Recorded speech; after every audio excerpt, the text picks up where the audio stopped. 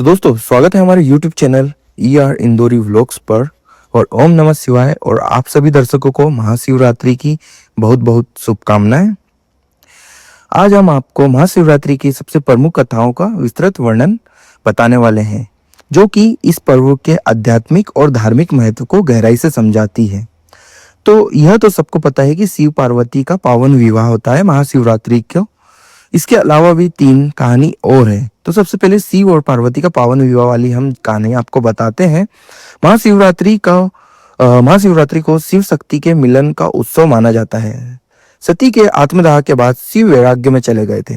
माता पार्वती ने घोर तपस्या करके शिव को प्राप्त किया। इसी दिन भगवान शिव ने अपनी समाधि तोड़ी और दूल्हा बनकर माता पार्वती से विवाह करने पहुंचे। उनकी बारात में भूत प्रेत, देव दानव और सभी जीव शामिल थे, जो यह दर्शाता है कि शिव सबके हैं।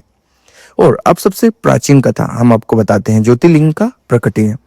यह कथा शिव की अनंतता को दर्शाती है।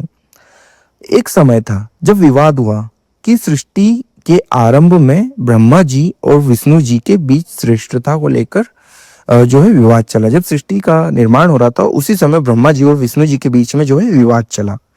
विवाद यह था कि कौन जो है श्रेष्ठ है।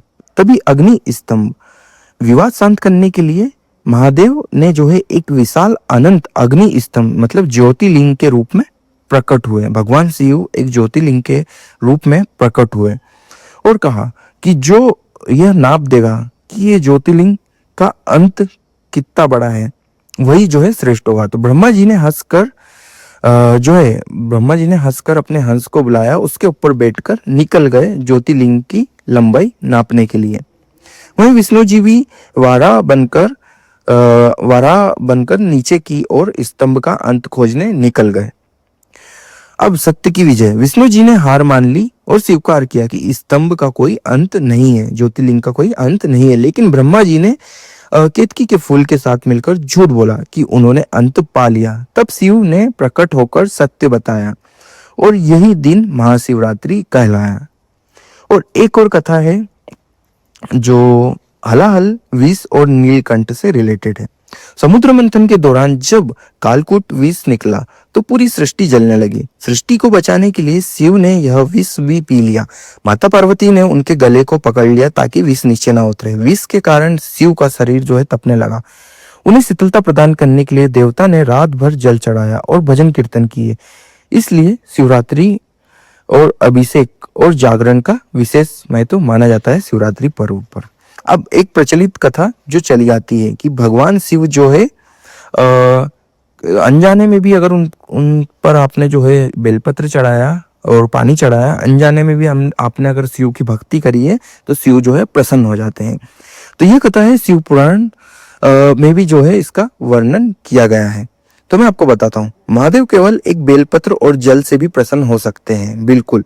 तो प्राचीन काल की बात है, चित्रभानु नाम का एक शिकारी था। वो कर्ज में डूबा हुआ था, जिसके कारण एक साहूकार ने उसे जो है शिव मठ में बंदी बना लिया था। संयोगवश उस दिन शिवरात्रि ही थी। वहां बैठकर उसने भगवान शिव की कथाएं सुनी, शिकार की प्रतीक्षा। अब उसने कथा सुनी और जो साहूकार था उससे कहा कि तुम मुझे समय दो, मैं शिकार करके तुम्हारा कर्जा चुका दूंगा। और वो यह वादा करके जंगल की ओर चला जाता है। वहां पर वो एक बेलपत्र के पेड़ पर चढ़ जाता है और शिकार का इंतजार करता है। उस पेड़ के नीचे एक शिवलिंग था, जो कि शिकारी को पता नहीं था कि इस पेड़ के नीचे एक शिवलिंग है, जो कि पत्तों से ढक चुका था। तो अब शिव की जो पूजा होती है वो 4 प्रहर की होती है। जो शिवरात्रि को उपास रखता है उन्हें पता होता है। तो 4 प्रहर की पूजा में क्या क्या होता है हम आपको बताते हैं। प्रथम प्रहर का समय था जब एक हिरनी थी वह आती है। शिकारी ने जो है धनुष तान दिया, जिससे एक बेलपत्र टूटकर शिवलिंग पर गिर गया। हिरनी ने विनती की कि वह अपने बच्चों को जो है मिलना चाहती है, उनसे बच्चों को मिल के आके और फिर वापस आएगी। तो शिकारी, फिर तुम उसका शिकार कर लेना, मेरा शिकार कर लेना। और हिरनी चली जाती है। तो शिकारी को दया आती है, शिकारी उसे जान देता है।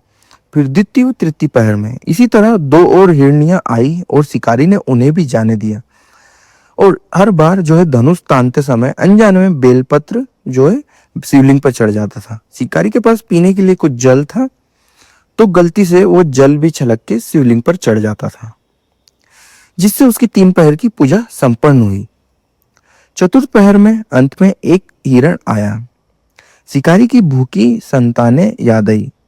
शिकारी को जो है भूखी संतानें याद आई और मृग के प्रेम और सत्य को देख उसका हृदय करुणा से भर गया। जो हिरण उससे वादा करके गई थी, वो हिरण वापिस आती है अपना वादा पूरा करने के लिए। अब ये वादा पूरा होते देखकर शिकारी का जो है हृदय करुणा से भर जाता है और वो जो है उसकी द्वारा की गई भक्ति से भगवान शिव प्रसन्न हो जाते हैं। और यह उसके कथा सुनने के बाद और शिवलिंग पर जो है बेलपत्र और पानी जल अर्पित करने के बाद जो है शिकारी का मन भी जो है शुद्ध हो जाता है और आध्यात्मिकता की ओर चला जाता है। और इसी सबसे प्रसन्न होकर भगवान शिव खुद प्रकट होते हैं और उसे जो है मोक्ष प्राप्त करवाते हैं। अब जाने अनजाने में जो है उपवास भी उसका हो गया, उस रात्रि का जागरण भी हो गया और शिवलिंग पर उसने बेलपत्र भी चढ़ाया, जल भी चढ़ाया, जिससे उसके सारे पाप भी धुल गए और शिव प्रकट होकर उसे आशीर्वाद भी देते हैं। तो जाने अनजाने में की गई भक्ति भोलेनाथ को कितनी ज्यादा पसंद आती है, इस कहानी में हमें यह पता चलता है। तो अब क्या आप महाशिवरात्रि व्रत का पूजन विधि जानना चाहते हैं? अगर जानना चाहते हैं तो कमेंट करें, हम आपको इस तरह में जरूर बताएंगे। और आशा करते हैं आपको जो है शिव पुराण की ये कथाएं बहुत ही अच्छी लगी होगी। तो प्लीज हमारे वीडियो को लाइक कीजिए, चैनल को सब्सक्राइब कीजिए और मिलते हैं आपसे एक ऐसी ही नई कथा और धार्मिक विचार के साथ। जब तक के लिए अपना ध्यान रखिए।